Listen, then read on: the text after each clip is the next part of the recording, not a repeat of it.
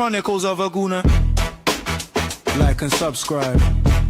Chronicles of a Gooner. Harry, send me you time. Arsenal. Come on, you Gunners.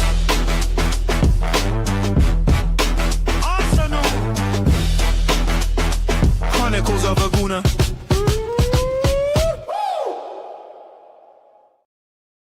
Hey everybody, how's it going? And welcome back to the Chronicles of a Gooner podcast. After lots and lots of faffing around, we are finally live on this Wednesday morning. Apologies for the delay in coming to you live. We've had all sorts of tech issues. I don't know why.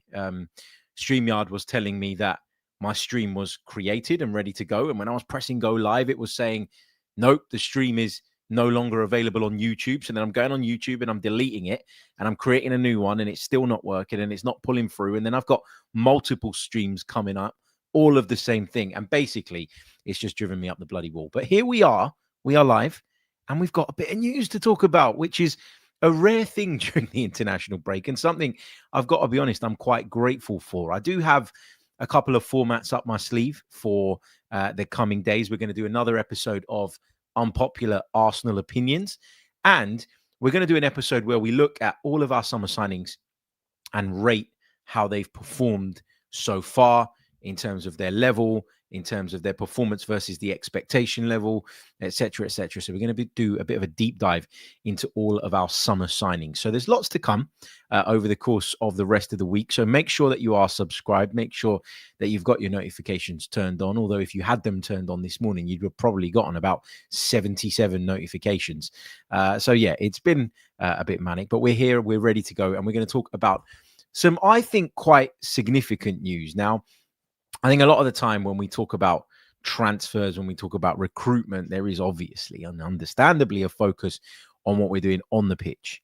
And there isn't always that, I don't think, desire to hear about maybe what's going on behind the scenes. But I think it's really, really important that we do pay quite a bit of attention to what's happening at Arsenal behind the scenes. Because for me, the Gunners have done a lot of work off the pitch to make sure that the team is what it is today on the pitch. And all of those things, they are linked. They are linked. They are really, really linked because a lot of the time we end up with a situation whereby, your recruitment is massively and hugely impacted by what's going on off the field. And a lot of the time we look at the manager and we look at the owners. And sometimes I think the people in the middle, we kind of gloss over their roles and we don't always sort of scrutinize their performance in the way that maybe we should. It's quite easy to go, it's the manager or it's the Cronkies or whatever. And that bit in between, I think, is really, really important. And what Arsenal have done in sort of bringing Andrea Berta in is make sure that that middle layer is as good as it can possibly be. And I think a lot of the time, Edu was at the club, I was quite defensive of him. I felt like, there were a lot of people that gave him a rough ride. And ultimately, it was his first job of that nature and of that sort. And you can't deny that he played a part in taking Arsenal to where they are today. But once we've got to this point, you need something a little bit more efficient and a little bit more effective, I think. And last summer's transfer window, which isn't just down to Andrea Berta, you got to give the club credit and the ownership credit for making the investment that they did in order to facilitate all of the business that Andrea Berta was recommending. But I think you saw Arsenal just level up to a point where now people expect us to win the Premier League. I expect us to win the Premier League. And that's quite the shift for me because I've always been that guy that's quite reserved, that's quite, unwilling, I would say, to kind of commit to big predictions like that or to put that level of expectation on the team because I always felt like something was missing. At times I felt the striker was missing. At times I felt, the midfield depth was missing. At times I felt we were missing depth at centre half if you go back a few years prior. There's always been that nagging in the back of my mind. There's always been question marks about, whether Mikel Arteta can get us over the line as a coach and as a manager. And I've always supported him and backed him. Maybe not right at the start. Certainly at the start, I had moments where I wobbled, I think, just like everybody else. But as time's gone on and as Arsenal have improved pretty much year upon year, with the exception of maybe one season, I think you can say, yeah, we're moving in the right direction. But now we're at that crossroads, aren't we? Where if we take the wrong turn, you could risk undoing everything that we've built over the last few years. So this is a really, really important time. And I think it's really, really important that Mikel Arteta has people around him and above him that have that level of expertise in football, not in business. I don't want accountants. I don't want lawyers. I don't want solicitors. I want football people. And Andrea Berta is certainly one of them. And it looks like he's on the verge of bringing in another one, someone with an incredibly good reputation over in Italy. And that is Maurizio Micheli, who is a leading Italian scout. Arsenal are said to be closing in on bringing him to the club. He's the head of the scouting department at Napoli currently, 57 years old. He's built a very, very strong reputation in Italy. And Andrea Berta, according to the Athletics piece, has been quite keen to bring someone in who can work very closely with him, who I'd imagine is going to be on the same wavelength of him as him, who has similar ideas to him, etc., etc. So that, he's got someone to work alongside and lean on a little bit as well. And it's got to be someone that he trusts. And obviously Arsenal lost Jason Ato. He left the club in May. He obviously applied for the sporting director role. That ended up being given to Andrea Berta, and I think rightly so. But Jason Ato, throughout his career prior, had been a very well-respected and well-thought-of scout. So there's clearly been a hole since then within the club that needed to be refilled, and that needed to be refilled by a scout-type football-first person. And Micheli sounds like that. If this progresses, and it's not a done deal yet, but it sounds like it is moving in the right direction, as was reported yesterday by Sami Mokbel and has been reported by the Athletic Gunner blog. Of course, James McNicholas and James Horncastle's weighed in with his opinion on this as well, which I think is really, really interesting. So, yeah, this is a guy who would come in and would fill that void that has been there for a little while, but that we've been able to kind of cover up for quite some time. Micheli is one of Italy's leading scouts and has long been considered one of the secrets to Napoli's success. Those are words from James Horncastle. He talks about how he began at Udinese and how he was credited with the discoveries of players like Asamoah Gyan, who went on to be very successful and who obviously played a huge part in that infamous World Cup spat with Luis Suarez. And then, of course, he missed the penalty, didn't he? Suleiman Tari, another one that came through in Italian football with African roots and from an African background. At Brescia, he was credited with finding Marek Hamsik, who obviously went on to be a very, very good player. And he's also been credited with the signings at Napoli of Kim Min-jae and, of course, perhaps more impressively than any of those, Kvicha Kvaratskhelia, a player that you all know that I really, really like and really, really rate. And when it became known that he was available, when it became known that he could potentially be on the move, I was desperate to see Arsenal make that move. So look, I'm not going to sit here on Wednesday, the 12th of November, while we are being linked to this gentleman and say, I know everything about him. But if you've been a big part of what Napoli have done in recent years, which is rise, win a first title in something like 30 plus years, build a side that is very competitive and a side that is expected to fight for it year upon year upon year. You've been able to constantly provide the club with a sort of production line of players that are coming in at low prices a lot of the time and are able to either be sold for big money later down the line or are just going to come in and improve your team. Then, your record looks pretty good. And if you speak to anybody in Italy, and I've got a few friends that work in Italian football whom I've sent text messages to this morning when I saw the name, what do you think of this guy? And they're all like, brilliant, get him in. You won't be disappointed. You won't regret it, because such is his reputation in Italian football. So look, he's not coming in to reinvent the wheel. He's not coming in to take over from Andrea Berta, to step on Mikel Arteta's toes. But when we lost Jason Ato, I think a lot of people looked at it and went, we've lost someone who is another suit guy, executive type. and someone that wanted to be the sporting director. It hasn't happened for him, and so he's going to move on, and that's all good, and that's fine. But I don't think people realize that Jason Ato's background was one predominantly of scouting, player identification, and that's why he was working so closely alongside Edu before Edu's, of course, departure. And why that dynamic worked quite well. It wasn't Jason Ato trying to be Edu. It was Jason Ato complementing Edu by being the scout guy.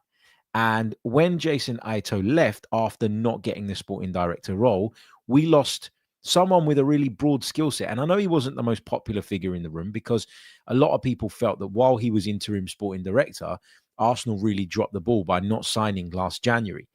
But how much of that was on him and how much of that was on the club itself? The truth is we don't know. So I don't want to sit and point fingers and say it was that person's fault or it was that person's fault, because in answer to the question, I don't really know that it was, right? I couldn't tell you that with any degree of certainty. I can have a theory, and I do have a theory. My opinion is that, the club were probably unwilling to be too sort of bold in that transfer window without having their sporting director in place. They worried that if they spent that money, that would then hinder the incoming sporting director. And it was kind of like we just said, oh, whatever, we'll just get on with this season and see how we go. And that was frustrating to me. Maybe the conversation didn't go like that, but that was the impression that I think us from the outside looking in got. And we heard Arteta sit in press conferences and say, I need a striker. Of course, I want a striker, etc., etc. But it never happened. It never materialized. And some people will attribute that down to Jason Ato. And I remember at the time thinking, is there a chance that he is just going along with the wind? He's going along with whatever it is that's coming from slightly higher up because he wants to impress. He wants them to believe that he's their man because he wants that job ultimately. In the end, he doesn't get the job. Someone else comes in and the club go bonkers in the transfer market, spend tons and tons and tons of money to ensure that we get all the players that we need. And we're now in a position where we've kind of accelerated forward to this status of we are now expected to win the Premier League. And yes, Ato went and all the rest of it, and people went, oh, well, it's just another sort of wannabe sporting director that's left. But he's more than that. He's a very, very well-respected scout and person in the football world. And I think when he left, there was a gap, and that gap needs to be filled. And Andrea Berta has clearly done his homework. He's clearly done his due diligence. He clearly has links to Italian football due to his heritage. And he's probably been very, very impressed by Michele, by his reputation, and feels like he'd be a great fit at Arsenal. And let's hope that we can get this over the line and we can get him in through the door. Because if we can, that undoubtedly improves our scouting department. And I think in a world where, transfer fees are crazy, in a world where we are run as a kind of self-sustaining club, which is what we hear about Arsenal all of the time, we need to be able to generate revenue. And the only way we're going to generate revenue is if, outside of the sort of regular ways like ticketing, merchandise, TV money, all the rest of it, we need to get better at generating revenue in terms of player sales. That's something that we've fallen down on. It's something that we've not been anywhere near as good at as some of our competition.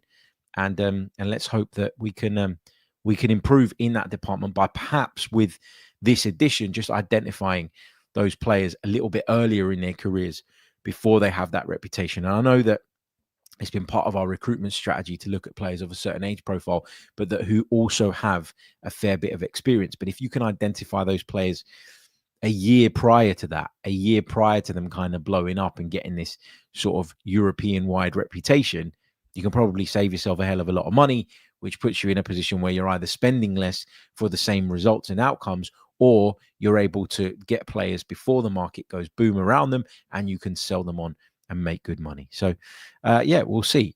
Guna Oz says, will we be more Italian-centric in our player acquisition with Berta and Michele? Look, I'll be honest with you, right? I cover Italian football a lot. And there are weekends, I'll be honest with you, where on a Sunday, if the Super Sunday doesn't really appeal to me, or, I'm not feeling it recently, and it's not something that I used to do in the past, but certainly recently in the last year or so, I've gone, well, I don't fancy Everton Brentford on a Sunday. What I'm going to do is I'm going to sit and watch an Italian game instead. And so I follow the league quite closely. I commentate on the league at the moment as well.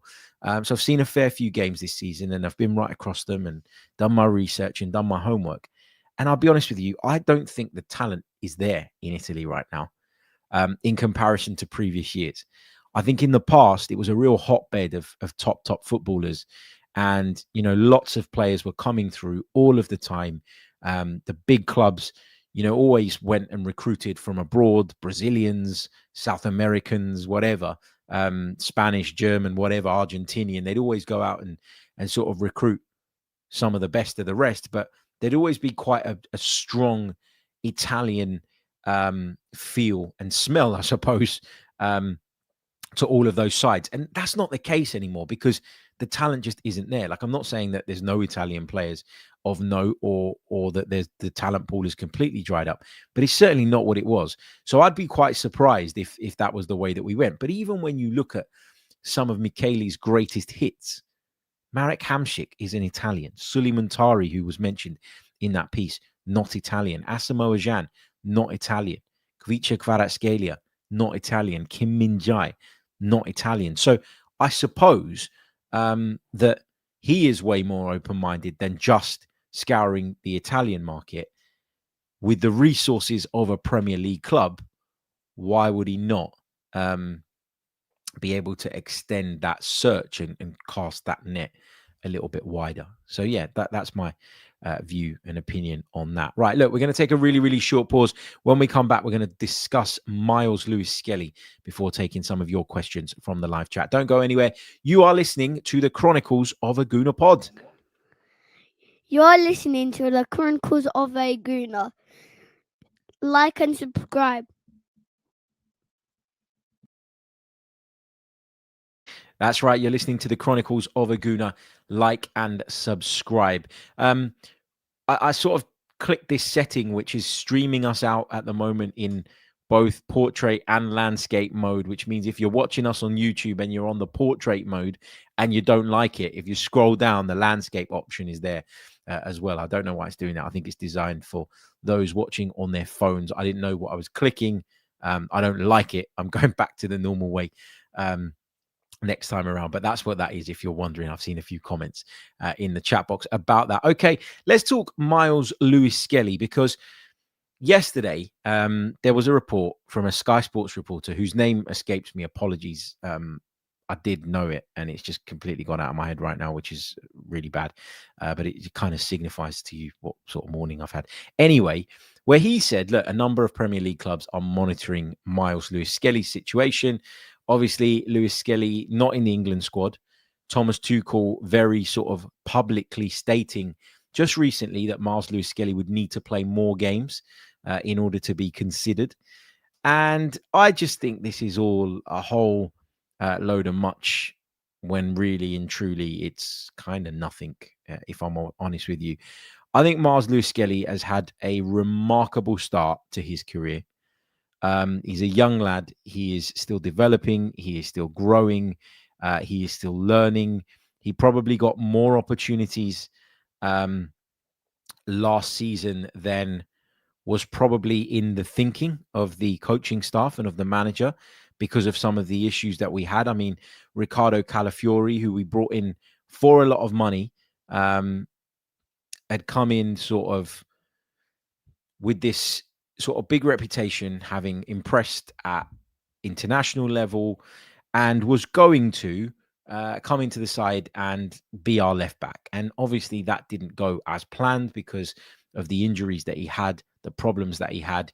Kieran Tierney's future was kind of already decided. And, at times we used Jurrien Timber there, but obviously with the issues that Ben White and Tomiyasu had, we couldn't utilize Timber in that way. And so he ended up making the right back spot his own, even though I think at that time, Mikel was probably quite open to him playing on both sides. You look at it now, and Myles Lewis-Skelly at Arsenal probably has fallen down the pecking order a little bit, but that's because the competition is so good. And the fact that he's not playing every single week right now, but has played in the Champions League, by the way, this season, which for some reason people keep overlooking, I think that has sort of led to people sort of forgetting, essentially, just how well this young man's done already. If Thomas Tuchel doesn't take him to the Euros, that is England's loss. It really, really is. And if I'm Myles Lewis-Skelly, I don't think I would be allowing reports like this, reports that say, he's being monitored by multiple clubs. And we'll come on to that in a minute. But I don't think I'd let this kind of England narrative almost turn me against my manager, because it feels like that's what people are sort of getting at. That's what people are sort of hinting might happen very soon, that Myles Lewis-Skelly might turn around and go, hold on a minute. I've been fantastic. I've taken every opportunity pretty much that you've presented me with.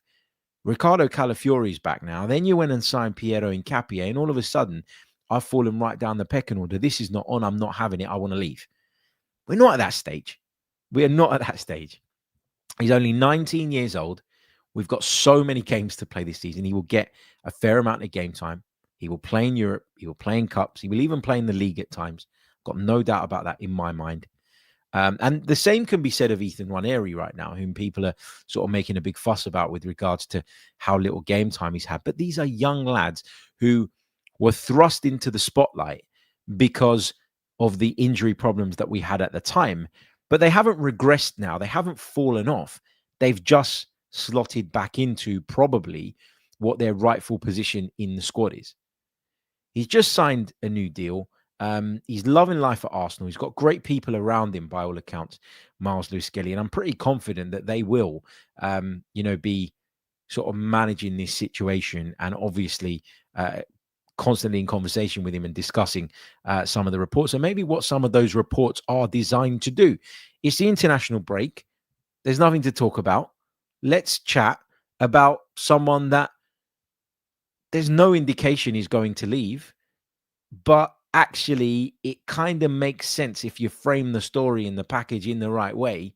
So let's do that, because it's very difficult for people to push back against a story that, when you zoom out, does make sense. Doesn't mean it's true, but it does add up, if that makes sense. So he's not playing as regularly. Oh, he wants to leave.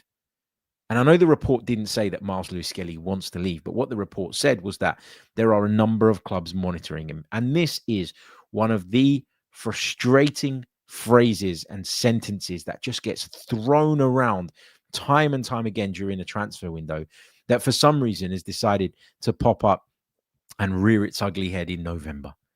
I mean, I had Sky Sports News on the other day, and I saw this banner come up on the side of the screen saying transfer show with Alan Pardew.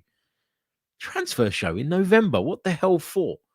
Now, I'm not saying that clubs don't actively seek to line up business ahead of transfer windows. Of course they do. And of course conversations take place. And of course discussions happen behind the scenes. But this idea that we need to listen to a transfer show now is literally someone reaching for a bit of relevant content during an international break when there's not much going on and there's not much to talk about. I could say that that Arsenal are monitoring Jude Bellingham. How would anybody be able to corroborate that or disprove that? You can't, because monitoring is such an open term. It's such a loose term, and the report has no substance to it, in my opinion, a lot of the time when that is the leading line, because it's basically a reporter or a journalist. And this is not to dig out any individual, but it's literally a reporter or a journalist basically trying to generate a story or writing a story, but without wanting to commit fully. Well, if you don't want to commit fully, then how seriously am I going to take that story, is what I would say to something like that. Like, you stood there yesterday, Mr. Reporter, and you said a number of Premier League clubs are monitoring Myles Lewis-Skelly and they're keeping a close eye on his situation. Okay, who? You tell me who. If you tell me Everton are looking at Myles Lewis-Skelly, or I don't know, Bournemouth are looking at Myles Lewis-Skelly, or Newcastle are looking at Myles Lewis-Skelly, whoever it might be, right? I don't know why I came up with those clubs, but whoever it might be, then I go, okay, I still don't think there's anything in this. I still don't think he's moving. I'm not worried. I'm not concerned by it. But you know what, mate? At least you've committed to the story. Whereas in these scenarios and in these instances, all you get is a half-assed, story that is clearly not cooked properly, that clearly doesn't have enough substance to it, or the information is not credible enough for that reporter to drill down into the specifics. Like if I'm a reporter and someone says to me, "I got a story for you, mate," like a trusted source, and he says, Myles Lewis-Skelly, there's a number of clubs monitoring him. I'm going to say, who? If you can't tell me who, how is that credible? Like, to be credible, you've got to provide actual information. And there is no actual information being provided here. It's simply, I think, a clutching of the straws at a point in the season where the news cycle is just a little bit slower. And, if you're saying that Myles Lewis-Skelly would leave, and again, to be clear, that's not what this particular gentleman said. He just said that clubs were monitoring Myles Lewis-Skelly. But if you think that Myles Lewis-Skelly would consider leaving or would be open to leaving right now, then you are suggesting that Myles Lewis-Skelly believes that going to the World Cup on just this one instance, because he'll have plenty of opportunities in the future, under Thomas Tuchel is more important to him than his role at Arsenal, his relationship with Mikel Arteta, and his relationship with the club that he's been brought up at. And I just don't see it that way. So, yeah, we can pour some cold water on that one. And I think it's important as Arsenal people that we do, because that is the kind of story that is based on very little, but that can potentially have an impact. And I think it's important that we call those out. I hate it during the transfer window. I've said it over and over again. By the end of every summer transfer window, I just can't wait for the football to return, because I'm sick to death of hearing things like monitoring, considering, all these phrases that don't actually mean anything. They don't mean anything. They don't mean anything. Guitar Solo says, you have had live streams based on less information, H. You know as a journo that most of these speculative reports never share names. Sometimes even solid stories do not reveal names. So a couple of things there. We've done streams based on less information, but the stream has been a stream built around our opinions and my views on that particular subject, as opposed to me telling you this is a really credible story, get behind it. I don't do that. Do you know why? Because I'm not a journalist. You say, as a journalist. I'm not a journalist. I'm a reporter, like in terms of live football matches, and I'm a commentator. I'm not a journalist who goes and finds stories, who reports stories, who puts information out as my own, who constantly gets in touch with people at and in and around football clubs to try and verify things. That's not me. There's a lot of great people out there that do that work and do that job, and they do it brilliantly, but that's not what I do. And there's a misconception that is what I do, and it's not. I react to stories on this podcast. I discuss them. I share my opinions on them, but I am not a journalist. I think in my entire time, which is probably about 5 years now of working full-time in football, I think I've probably broken like 2 stories or 2 bits of information, and they were bits of information with regards to the scores of friendlies behind closed doors. That's about it. That's about it. Anyway, N16, I don't get this. I worked at a fruit market like Gary Lineker. Did I? I haven't worked in a fruit market, but you know what? I do love a good fruit market, man. Fresh stuff. That's the way forward. Well, that's the way forward. Okay, so that's my opinion on that. I'm not really too concerned or worried by the Lewis-Skelly chat at the moment. And I think Thomas Tuchel would be silly not to take him to the Euros, because I think he's a really good option, and he gives you an option inside as well. When I look at the England squad, there's players in there that I think that he's better than. So I think obviously Jed Spence would probably be considered as a left back option, although that's maybe not his best position. Reece James has probably got it nailed down on the right. Jarell Quansah, where would you pick him? I don't know. But ultimately, let me be clear. When I say that I think he's better than a lot of the other options, Nico O'Reilly of Manchester City's in there, and I really rate that player. I think he's a fantastic player. I think he's a really, really big talent. And I think Manchester City have done it again in terms of unearthing one and bringing him through. at the right time. So yeah, I think Nico O'Reilly's a great player, and I don't actually have an argument with Thomas Tuchel going, you know what, I prefer O'Reilly to MLS right now. But beyond that, I don't think England have anything better than him, to be honest with you. So yeah. Okay, what have we got in the live chat? Let's have a look. Let's take some of your thoughts and questions, shall we? But just before we do that and wrap up today's pod, I would love you, if you can, to leave a like on the video and subscribe to the channel. If you haven't done so already, it really, really does help. So hit that like button, hit the subscribe button, turn on the bell so that you never miss a show and all the rest of it. Please do leave us a review as well if you're listening on Apple or Spotify. Apologies again for all the technical issues that we had at the start this morning. I think it was partly the software, but it was partly me as well, not really paying attention. I was trying to resolve something. That's why I delayed the stream initially. And I was on one of those, those live chat things when you're talking to like a customer service person. And I was like, let me just delay the stream because I don't want to miss them coming back to me with some important information that I need to action, and I can't do it because I'm distracted or I lose the chat conversation or whatever. So I probably wasn't paying attention with the buttons I was clicking as well, which obviously doesn't help. But we're here now. We are live. And yeah, let's get some of your thoughts then, shall we, from the live chat. I'd love to hear from you. Get your questions in.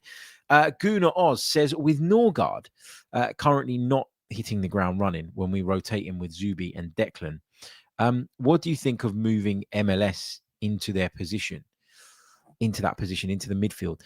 Do you know what? Like, in the summer, when we went and we signed Ricardo Calafiori, and I remember touching on this during an episode, I remember thinking, what does that tell us? What does that mean for Myles Lewis-Skelly? Because you've got Calafiori, who you hope is going to stay fit. You've got Nkapie then coming in as well. There was a part of me that was sat there going, yeah, you know what? Does it mean that Myles Lewis-Skelly is going to be pushed into midfield? But then that hasn't really happened. I would argue that on the ball, Lewis-Skelly's as good as, so many of the players that we have available to us as midfield options. But off the ball, he's not the same physical profile as Norgard or Rice, which probably makes Mikel a little bit reluctant to put him in there. I don't think it's something that he's closed off to. Like, I think if he thinks down the line that that's the way to go, I don't think his stubbornness or previous sort of thoughts and views on Myles Lewis-Skelly would prevent him from doing that. But if I was Lewis-Skelly, I'd be asking that question, I think. I'd be saying, look, if I can't get into the team at left back, work me into the fold in terms of the midfield. Because I agree with you in that Christian Norgard hasn't been that good. And I know he's had injury problems. He's been solid, and I wouldn't say he's been bad. I'm not going that far. But this was a signing that you guys will know I wasn't massively excited about from the start because I didn't feel he was an Arsenal-level player. And now, a few months into the season, and again, of course, you have to acknowledge and accept that injuries have played a part in this. My opinion hasn't really changed that much. Myles Lewis-Skelly's upside as a midfielder, I think, is much higher, or his ceiling. I think I should word it that way. I think his ceiling is much higher, and for that reason, I wouldn't be closed off to what you're suggesting here as well. There's a couple of good points about Norgard having more experience in the live chat, which I don't disagree with. For a second. Guitar Solo says, why do you think none of our returning starters were in the EFL squad last night? Virtue Trophy, that was, against Cardiff. Well, clearly they're not ready. Clearly they're not ready for that sort of environment. And also, do you think there's a part of Mikel Arteta that wants to hold them back, that wants to keep that kind of mystery around whether or not they're going to be returning and who's going to be returning after the international break? Possibly. I think it's twofold. I think, what really are they going to gain from playing with the under-21s apart from a bit of fitness against a much changed Cardiff side in the Virtue Trophy that I work on and I could tell you is not a priority for EFL bosses. I did a game last night between Port Vale and Fleetwood Town on Sky Sports Plus, and both managers made 8 changes. That shows you how seriously they take it versus what they're doing in the league and the competition that they face in their division. So, I don't think people take that competition particularly seriously, you could argue that the fitness element is what you'd be after. But I don't think there's enough value in it, to be honest with you. And they might be a week away from being ready to be thrust into a game scenario. We don't know, because they've been tight-lipped, Arsenal, on all of these players. Yeah, we heard about, them possibly and hopefully returning after the international break, but we don't know much more than that. There was a rumor going around during the day that would be the case. I didn't think it would be, and it wasn't. So, I think more was made of that than was probably ever on the cards. Angel Hernandez says, if you can only pick one of Nwaneri and MLS, who would you keep and how much would you accept for the other one? Wow, that's a tough question. That is a really, really tough question. I like them both. There's something about Lewis-Skelly that I really like. I think I'd probably just about pick Lewis-Skelly, but it's not an easy decision, that one. I'd be interested to get you guys' thoughts on that in the comment section. You can only pick one of Nwaneri and Myles Lewis-Skelly. You can keep one. The other has to leave. And how much would you accept for the other? I think when you look at the market, like if I was to let Nwaneri go, then I'd want at least 40 million quid for him. And I know there'll be people out there that say that's too much. There'll be others that say it's too little. I just think based on the current market, I think that seems about right. Cards MN2 says, Harry, what do you think of Nkapie? Feel like he's underrated. People overlook what he's done with Leverkusen and what he can offer to the left side once he's bedded in. Yeah, I think he's a good player. I think he's a top player. I was very, very excited when he arrived. And obviously, we haven't seen the best of him yet. I think that's clear for everybody to see. But it doesn't feel like it's too far away now, which is good. Gary says, how many players do you think we're going to get back after the international break? For the game against Spurs, I'm going to say 2. That's my guess. I don't know who they're going to be. And hopefully we get a bit more insight into that as the international break goes on. But I think probably no more than 2. And I think that's me being level-headed and grounded on that. But yeah, we'll see. We'll see. Right. Do you know what? I'm going to leave it there. I'm going to sign out. Thank you so much for joining me on today's episode of the pod. As always, been great to chat to you. And we will be back on Thursday and Friday with some fun episodes. We're going to do unpopular Arsenal opinions. So leave your unpopular Arsenal opinions in the comments section below, or you can hit me up on Instagram with them or on X, whatever you prefer. So yeah, put some of your unpopular opinions in. We'll discuss those. And on Friday, we're going to do a review of our summer signings so far, which I think will also be interesting and fun. And we're trying to think outside the box rather than reacting to the news cycle during the international break. Because guess what? The news cycle is pretty shit. Although we had something, thankfully, to discuss today. Andrea Berta closing in on another major signing by the looks of it. Arsenal looking to bring in Maurizio Micheli, leading Italian scout, head of the scouting department at Napoli currently, but Arsenal are working to bring him to London. Hopefully that comes off. I'll see you all soon. Until the next one, take care of yourselves and have a wonderful day up the Arsenal. Goodbye. Chronicles of a Gooner. Like and subscribe. Chronicles of a Gooner. Harry, send me you time. Come on, you gunners.